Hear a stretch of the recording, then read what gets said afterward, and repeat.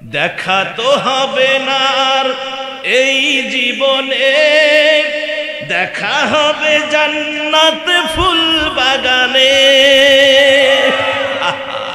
দেখা তো হবে না আর এই জীবনে, দেখা হবে জান্নাত ফুল বাগানে।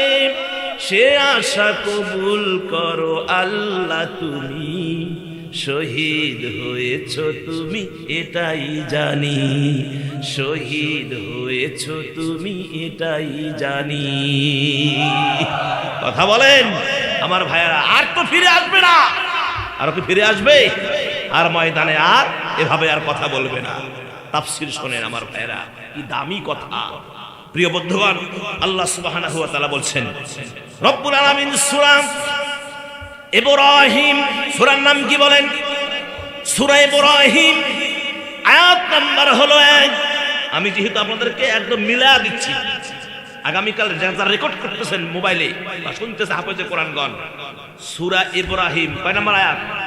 1 নাম্বার আয়াত। আল্লাহ পাক কি বলছেন, কেন এ কোরআন নাজিল? এটা কিন্তু বাপের 40-এর জন্য আসে নাই, মায়ের বছরটির জন্য আসে নাই।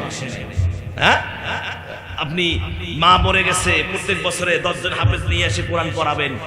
বাবা মরে গেছে, প্রত্যেক বছরে এসে হাফেজ নিয়ে কোরআন পড়াবেন, আর হয়ে গেল? হবে না। এ কোরআন এসেছে কিসের জন্য আল্লাহ সেটা বলতেছেন। রব্বুল আলামিন বলেন, আলিফ লাম রা, কিতাবুন আনসালনাহু ইলাইকা লিতুখরিজান নাসা মিনাজ যুলুমাতি ইলান নূরি বিইذনি রাব্বিহিম ইলা সিরাতিল আজিজিল হামিদ।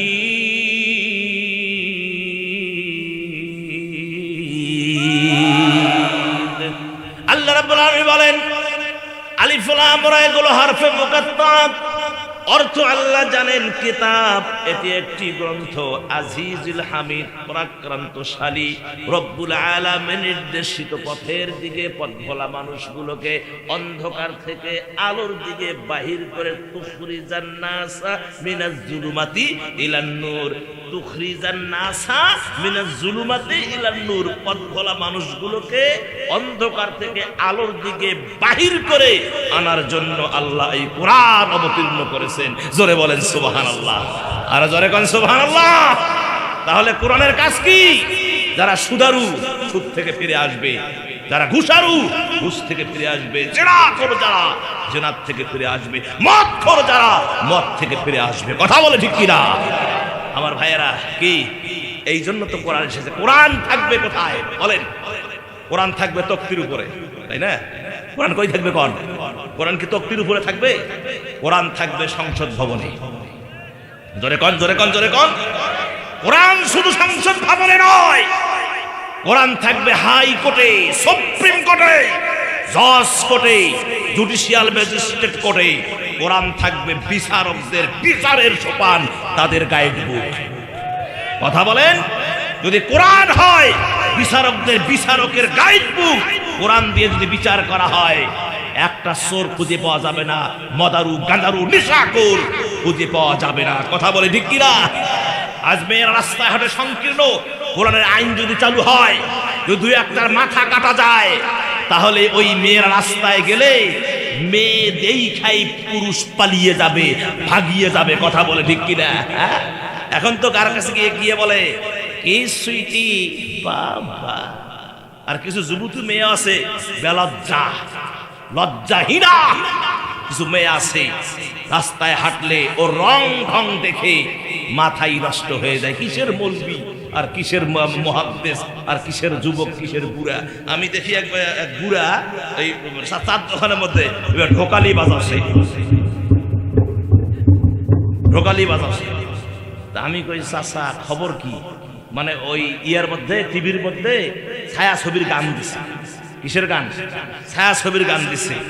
ওই ঢোকালি বাজাচ্ছে আর টিভি দেখাচ্ছে। আমি কই, চাচা খবর কি? কয়, বাবা দেখো বুড়ে হচ্ছে, কি হয়েছে? মন তো বুড়া হয় নাই রে বাবা, মন কি বুড়া হয়েছে? হ্যাঁ আমার ভাইরা, দেখেন বয়স কোথায়, আমরা 2 পা কবরে চলে গেছে, বুড়ার এখনো শখ মেটে নাই। কথা কন সম্মানিত মুসলমান ভাইয়েরা, তাহলে কোরআনের কাজ হলো পথ ভোলা মানুষগুলোকে পথের দিশা দেওয়ার জন্য। কেননা এই কোরআনুল কারীম আল্লাহ রাব্বুল আলামিন, আমার ভাই আজকে কেন এত অসুখ? আমরা কোরআন মানি না, ঠিক কিনা? কোরআন যদি মানতাম এত অসুখ আমাদের হতো না, এত আমরা ডাক্তারের কাছে যেতাম না, ডাক্তারের চেম্বার পর্যন্ত বন্ধ হয়ে যেত, তারা ভাত পাইতো না। কথা কন ঠিক কিনা? তারা ভাত পাইতো না। আর তারা ওই ডাক্তার বানাইতো না আমার ভাইয়েরা, তারা কি বানাইতো? তারা সন্তানদেরকে আলেম বানাতো। সুবহানাল্লাহ কোন? সন্তান কি বানাইতো? আলেম, মুফতি বানাইতো। আল্লাহ সুবহানাহু ওয়া তাআলা পরিষ্কার করে জাতিকে জানায়া দিয়েছেন, পৃথিবীর মানুষ তোমরা শোনো, কোরআনুল কারীমটা হচ্ছে একটা শিফা। জোরে কোন সুবহানাল্লাহ। কোরআন কি? জোরে কোন শিফা। কোরআন মানি না, যার কারণে আমাদের এত অসুখ বিসুখ। এক বেচারা খালি মোটায় হয়। কি হয়? মোটায় হয়, খালি মোটায় হয়। এখন ডাক্তারের কাছে গিয়ে কয়, স্যার আমার একটু দেখবেন স্যার। কি হয়েছে বাবা? কয় স্যার আমি খালি মোটাই হই। এখন স্যার মনে করছে এটা বোধহয় খায় দায় বেশি, এজন্য কয় তোমার একটু টেস্ট করা লাগবে, রক্ত, তারপরে পেশাব, তারপরে আরো মানে কিডনি, লিভার যা চেক করতে হবে। না করে তো বলা যাবে না। প্রায় 13টা টেস্ট, 6,000 টাকা বিল। টেস্ট করার পরে ডাক্তার দেখে যে একটা রোগের গোষ্ঠী নেই, সব নরমাল। এখন ডাক্তার চিন্তা করছে যে এর বোধহয় খাওয়া দাওয়াটা বেতাইলে হয়, যার কারণে একটু সে মোটাসোটা হচ্ছে। তো বললেন একটা সপ্তাহ সকালে 2 রুটি, দুপুরে 2 রুটি, রাইতে 2 রুটি, এটা শুরু করো। 1 সপ্তাহ পর আসো, দেখি তোমার শরীরের কি অবস্থা। এখন এই প্রেসক্রিপশন, চিকিৎসাপত্র হাতে নিয়ে চুমে খায় আর কয় যে স্যার এই যে আপনি যে রুটি 2টা দিলেন, এটা কি আমি ভাত খাওয়ার আগে খাবো না পরে খাবো? এটা আগে খাইছে ভাত, এখন রুটিও খাইবি, কন হইবে কাম কন? হ্যাঁ আমার ভাইয়েরা, এটা হবে না। শরীয়ত কি বলেছে তাই মানতে হবে। নবীজি বলেছেন তোমরা খানার সময় পেটটাকে 3 ভাগ করো। সুবহানাল্লাহ কর। কয় ভাগ? 3 ভাগ করো। 1 ভাগ হলো খানা, নেমে দেন। 1 ভাগ হলো খানা, 1 ভাগ কি? 1 ভাগ খানা, 1 ভাগ পানি, 1 ভাগ ফাঁকা। সুবহানাল্লাহ কর। এটা রাসূলের কি সুন্নাত। 1 ভাগ খানা, 1 ভাগ ফাঁকা, 1 ভাগ পানি। এই অবস্থায় কেউ যদি খায়, নবীজি বলেছেন মরণ পর্যন্ত তার পেটে কোনো রোগ হবে না। সুবহানাল্লাহ কর। আর জোরে কর সুবহানাল্লাহ। সম্মানিত মুসলমান ভাইয়েরা, আল্লাহ রাব্বুল আলামিন না কিছু লাগবে না, 4টা পাঠিয়ে দেন। কি 11:30 বাজে? দোয়া করে দেই। মেমোরিতে আছে তো নাকি? কয়টা বিষয় আছে? 2টা। একটা কি? মা বোনদের জন্য কি 15টা কাজ মায়েরা করলেই বিনা হিসাবে জান্নাত। মায়েরা যাবেন না থাকবেন? থাকো, জান্নাত বিনা হিসাবে। সুবহানাল্লাহ। কয় মায়েরা এখন ফজর পর্যন্ত আছে। কয় হুজুর আমরা এই ওয়াজ শুনবো যদি ফজরও হয়, আর আপনাদের হিসাব হলো আমার প্রিয় নবী কেমন ছিলেন।